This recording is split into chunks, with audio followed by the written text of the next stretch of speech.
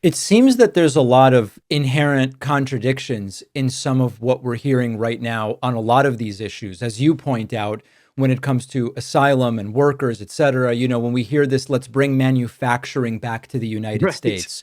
And the reality is there's 500,000 unfilled manufacturing jobs right Yeah. now in the United States. What are are these contradictions things that Yes. privately your Republican colleagues will kind of acknowledge to you, or is it not something that they seem to be aware of? Certainly some of them do, but who cares if they acknowledge it privately or not? It means like, what are you doing if you're not putting pen to paper? Yeah.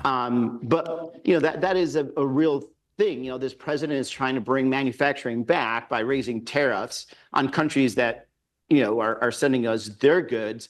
Even if we bring those jobs back, we'd have to import a lot of the workers from the countries that we just cut probably tariff deals with because fact is, like, we don't have that manpower. If you look back during the campaign, we heard about these Haitian refugees and asylum, or not, Haitian residents at this point that Yep. had moved to Ohio. That's where, remember, when they were eating the dogs and cats, supposedly, or the Yes. lie that the president said. The reason they had moved to Hamilton, Ohio is because manufacturing had picked up and the local economy and the local labor force was not able to meet that demand.